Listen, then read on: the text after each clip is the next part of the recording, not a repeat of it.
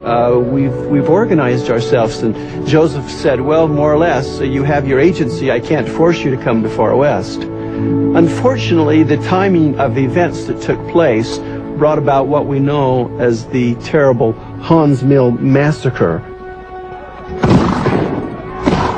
On October 30th of 1838, 200 men with blackened faces had gathered themselves together to do a dastardly deed.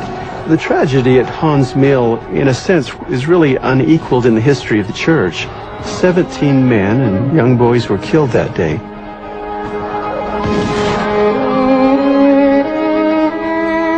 Since Governor Boggs issued the extermination order on the 27th of October, 1838, and the Hans Mill Massacre occurred 3 days later, many historians have naturally interpreted the fact that the mob or vigilantes who attacked Hans Mill were doing so under the extermination order. However, as we now know from the historical documents, the men who actually attacked Hans Mill, primarily again from Davies and Livingston County, had not even heard of Governor Boggs' extermination order until after the actual attack on Hans Mill.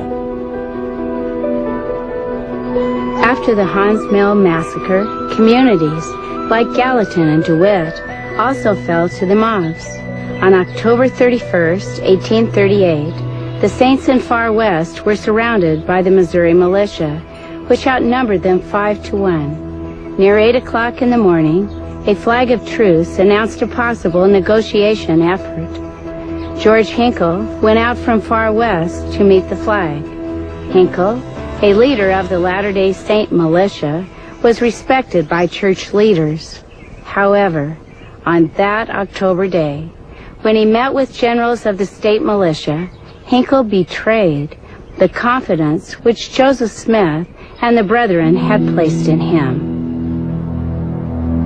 Towards evening, I was waited upon by Colonel Hinkle, who stated that the officers of the militia desired to have an interview with me and some others, hoping that the difficulties might be settled without having occasion to carry into effect the exterminating orders which they had received from the governor.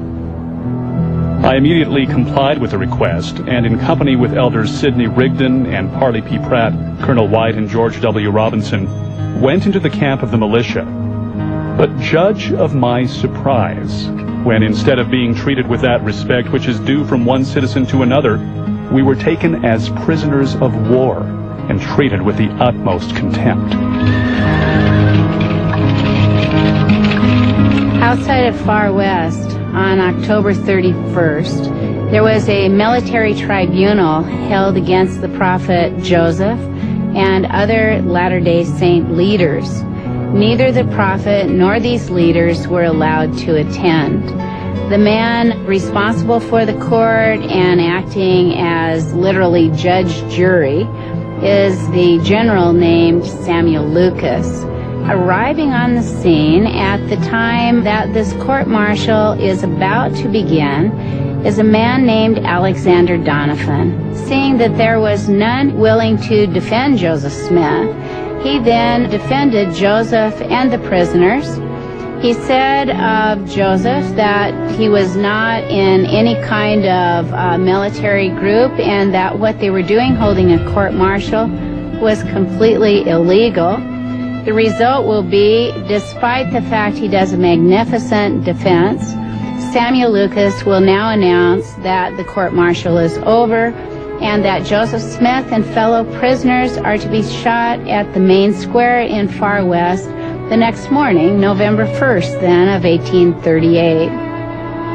Wanting to carry out those orders, Lucas will now send a directive that Alexander Donovan is to shoot the Mormons. Donovan will refuse. It is cold-blooded murder. I will not obey your order. And if you execute these men, I will hold you responsible before an earthly tribunal. So help me God.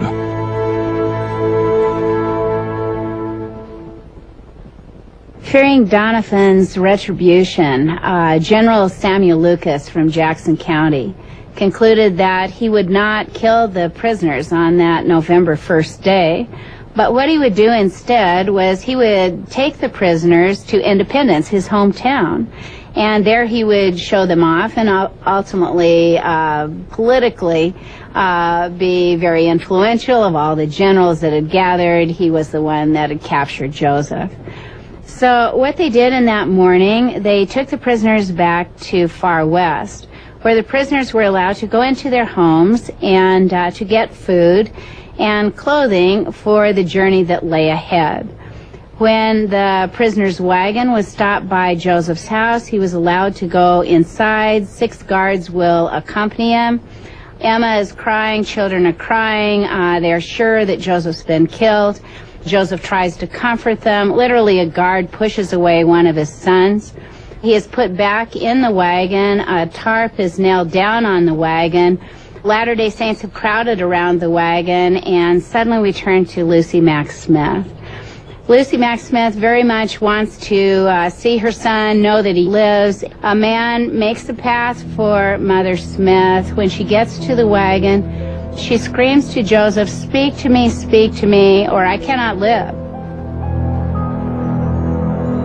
Lucy now sees Joseph thrust his hand out of the wagon, and his last words as he leaves Far West is, "God bless you, Mother."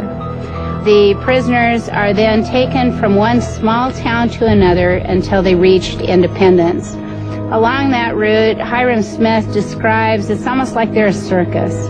People want to come forward. They want to be able to say that they had touched the men. Hiram said it was like they would come, they'd push, poke on us, almost like we were elephants, to be able to say, hey, we've done this. When John B. Clark, the commander over the entire Missouri militia in northern Missouri, arrived in Far West, Samuel Lucas had already taken Joseph Smith and the other Mormon prisoners down to Independence. There he was waiting for Clark's orders. Immediately, messengers were dispatched, and Clark told Lucas to bring the prisoners to Richmond. There they were to have a preliminary hearing presided over by Judge Austin A. King, a circuit court judge. In the courtroom of Judge Austin A. King, you've got prosecuting attorneys Birch and Wood. For Joseph, he will choose Alexander Donovan and his partner as his attorneys. It was during this time, during their incarceration in Richmond, that the Mormon prisoners were treated very badly, maligned and abused by the guards who were guarding them. On one of these nights, the guards guarding the Mormon prisoners began to speak and defame and profane the prisoners, began to tell of terrible atrocities committed against the Mormons after the military occupied Far West and other Mormon settlements. It was this time that Joseph Smith did probably one of the most courageous things he's ever done. And that's when he rebuked the guards in Richmond jail. Silence, ye fiends of the infernal pit. In the name of Jesus Christ, I rebuke you and command you to be still. I will not live another minute and hear such language. Cease such talk, or you or I die this instant. He ceased to speak. He stood erect in terrible majesty, chained and without a weapon, calm, unruffled, and dignified as an angel. He looked upon the quailing guards, whose weapons were lowered or dropped to the ground, whose knees smote together, and who, shrinking into a corner or crouching at his feet, begged his pardon and remained quiet till a change of guard. I have seen the ministers of justice clothed in magisterial robes. I have witnessed a Congress in solemn session. I have tried to conceive of kings, of royal courts, of thrones and crowns. But dignity and majesty have I seen but once, as it stood in chains at midnight in a dungeon in an obscure village in Missouri.